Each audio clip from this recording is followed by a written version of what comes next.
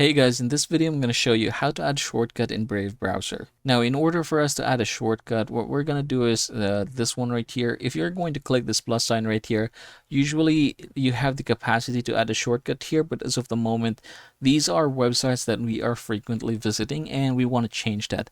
So to do that, just head over to customize button right here. And yeah, here's how it's gonna look. So that is the background right there.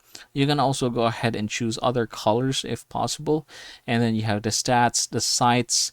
Now as of the moment, in the top sites, what is happening is that we are actually seeing the most frequently visited site, which is this one right here, but we can go ahead and click this one right here in order to add our own. So I'm gonna click that, close this one, and then you can go ahead and begin adding. So say for example it's youtube.com, or you just say YouTube as a name, and then I'm gonna go ahead and type here youtube.com, click the save button.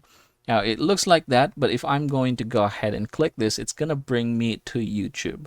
And there you go. Now you can go ahead and click it back again, and you should be able to see that now the YouTube logo has loaded here. So yeah, that is the best way in order for us to add shortcuts here in Brave.